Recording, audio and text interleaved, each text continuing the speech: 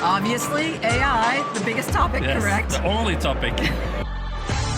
They just see it as an efficiency play, and it's how many fewer people can we hire? I think 90% of enterprise AI projects fail. It's not about replacing humans, it's about giving them back time.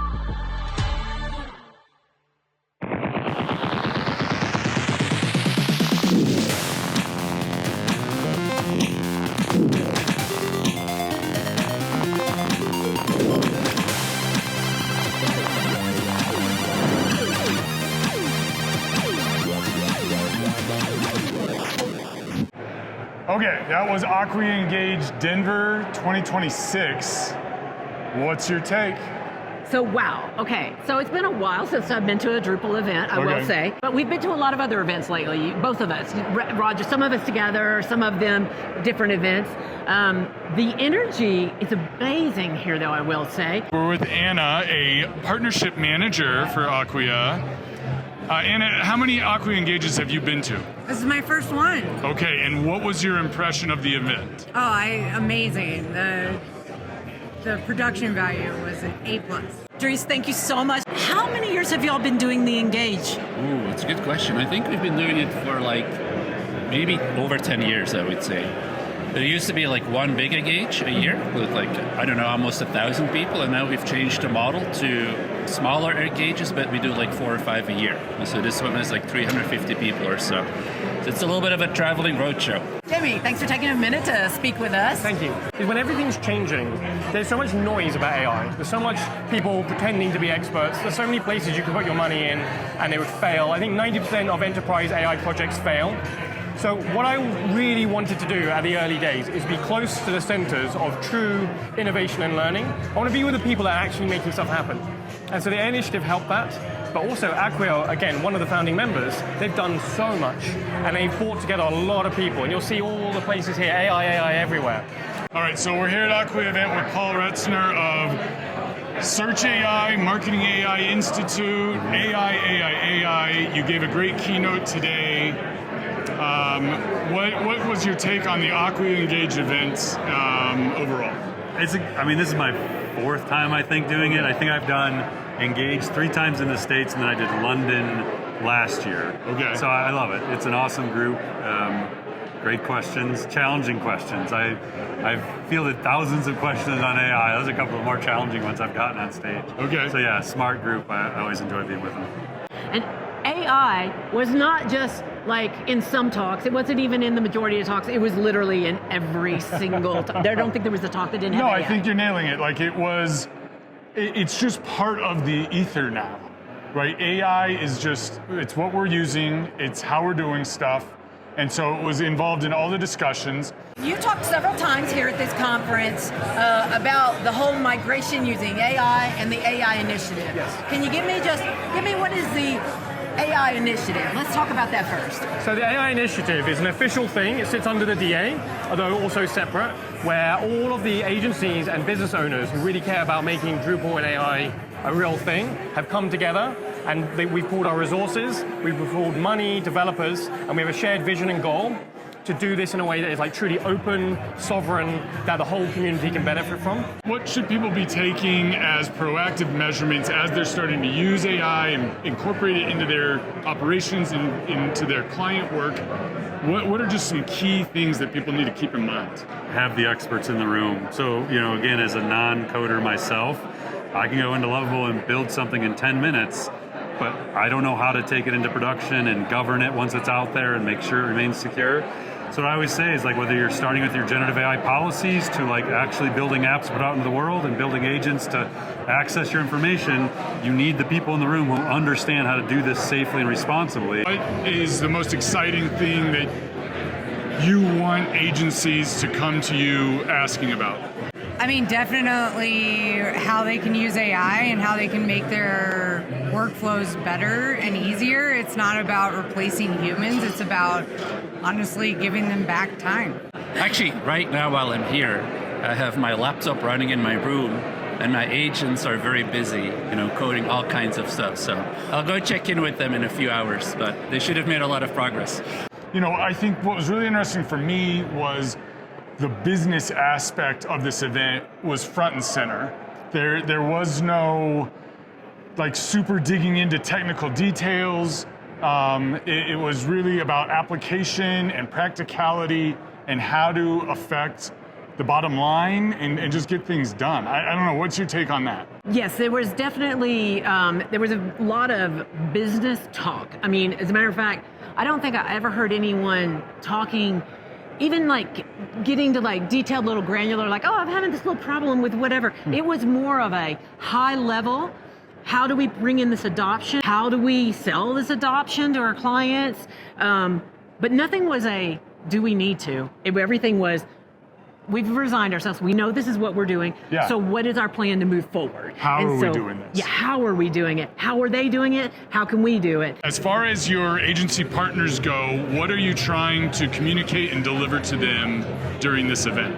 Well, definitely Source, which is our new AI product, and then Source CMS, which is our AI site builder. Okay. And then, with all the new AI, helping them navigate, what's important and what's not. And GEO and AEO is definitely the hot topic right now for agencies. Absolutely. What do you think is one misconception people have about Acquia in the marketplace that you would like to clarify and clear up? I would say that a lot of the times they think we might be out of budget, Okay. but I would say give us a chance. Okay. Tell us, how do you see this new Source product as far as like looking at all the years you've been doing Drupal? How does this feel? Does it feel different? Yeah, it does feel different. To me, it's very exciting because I think Drupal has been a real success, especially in the enterprise. And I think what Source will allow us to do is bring Drupal to many more users because it will actually lower the barrier and lower the cost of running a Drupal site. So I'm very excited about the potential of getting many more people into the Drupal ecosystem that way. What do you think is specific about Acquia and their approach to AI that marketers and agencies should really be paying attention to? I loved hearing about the security approach. I mean, I think everybody can build today, and I think that's one of the challenges we all have is everyone's all of a sudden a builder, even if you have no coding capability. But to take things to production, to get it into the world, to do it safely, to protect the data that's in there, that's what I loved hearing about this morning with the way they're approaching it and working with their partners and clients. I think people are starting to turn around, and AI is not a proof of concept anymore. It's not a theoretical, fun thing. So more people are coming up to us with real problems they want to solve with AI, and we're also building things that have material, provable benefits. With AI migration, it's faster, it's really, really great. It's way cheaper, and it's actually quite easy to replicate. And so we're now in a place where we can do stuff with AI that really makes a difference. And Acquia Engage has always been really focused on not just being a tech place, like really connecting to people who want to spend money and do things that produce value. We've been working on specific capabilities, so we built, an AI agent inside Drupal CMS that could like create pages and create content types, etc. But it's really more about us as a community of agencies going through this wild change. Like everything's changing. How can we all survive? How can we learn how to do this? And how can we make our community stronger than all the proprietary money that's coming in? And so that's what I would say is the core of it. And then their keynote? Man. Paul. Oh my gosh. Yeah. That was an excellent keynote. So, I mean, Yeah. Paul is, if people don't watch his podcast, they should. Yeah. Because he has been about AI for years. Since wrote the book. 2011, he wrote the book on it. I've been listening to his Mastering AI podcast for at least a year plus now. I actually signed up for his course, and I've been trying to get through it. It's so in depth, and so much of what he was covering in his keynote today is in the courses. Oh, that's awesome. And they're not just talking about how to do something in AI, but it's more about how to think about AI in your organization, in your career. And I thought that was the big takeaway from his talk today was this is coming, and we're only halfway through. Exactly. Right? There's still stages of this that we're not at yet, but that are gonna come, and we need to be ready for it. And I thought that was the big takeaway from his talk was, this isn't something that you can ignore. No. It's coming, it's already here in a lot of ways. Now, you run an AI training company. Yeah. You've seen a lot of different organizations come in through your doors. I'm sure you've had a lot of different questions. What's like the one question you wish executives would ask you sooner? What the impact is going to be on their people.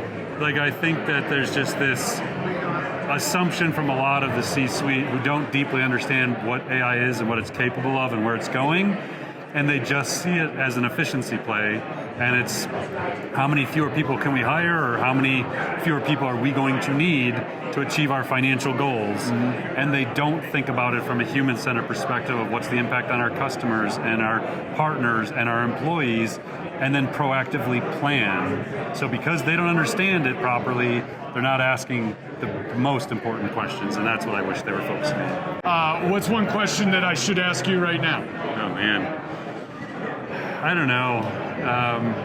The one I think about myself a lot is impact on students and kids. Okay. I have a 14 to 13-year-old. I was just talking with somebody, a 21 and an 18-year-old. I meet with leaders of universities and grade schools and high schools all the time, and I just think we all need to be thinking more about that. What does their future look like in the next 1 to 5 years? I'm not even trying to project like decades out. I'm just trying to understand what are they going to do when they get out of high school, get out of college. And so I want more people asking those questions and thinking about it. And you know what I want, what I kind of was inspired by at this event is, I was telling you, I met Dries the first time in 2013, and it was at a Joomla event, oddly enough, but Dries was there, Matt Mullenweg was there, the president of Joomla at the time was there. I mean, I was just speaking at the event, but when we went in there and all of them were in the same room, I was like, this is amazing, this is great, we all should be collaborating together, right? But you know, back then it was like, even agencies hardly wanted to talk to each other, but so there were still all those, I'll call them walls between communities. But I'm telling you, AI is breaking down those walls, and so I want to see these conferences, but with a mix. I mean, when I talk to an agency there, I don't care if they're doing WordPress or if they're doing Joomla or Drupal or Wix or Squarespace or what. How are they pulling AI in, whether it be for internal processes or whether it be for what they're delivering to clients? And that's, I think we're going to have to open the room up. Yes. And all talk about it. Yes, and and this came up, I want to say last night, is the bigger issue here is that people aren't using the web, the open web, as much anymore, right? We're all on platforms, we're on Facebook, we're on TikTok, and like we're wasting this amazing resource.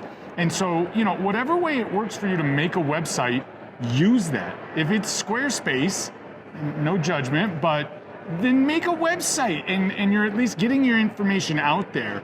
I was in a conversation earlier this week and somebody was asking me if websites are still important.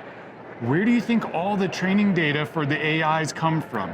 Exactly. So if you don't have your website, if you're not putting stuff out there, the AI doesn't know who you are. And so whether it's Drupal, whether it's WordPress, whatever you're using to make a website, you need to be out there making a website. Stop just putting your content onto these closed platforms and giving it to somebody else.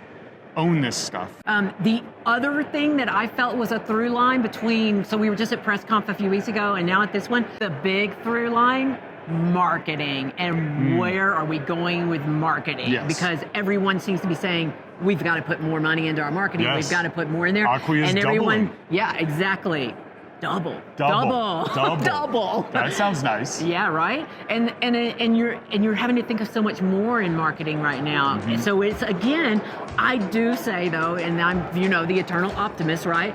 But I keep saying this is like such an exciting time. I'm so excited every day. I get up out of the bed. I'm like, whoa, what can I do today? And I think it's also reinvigorating people who have been in marketing for years. I mean, you've been in your marketing for years. Like when we talked to Emma at PressConf, right? Yep. I mean, this is like so cool, and it's just different and new. And so I think everyone can find your energy in this and start collaborating with others. Definitely. I love it. Awesome. All right. Well, I think this was a great event. Absolutely.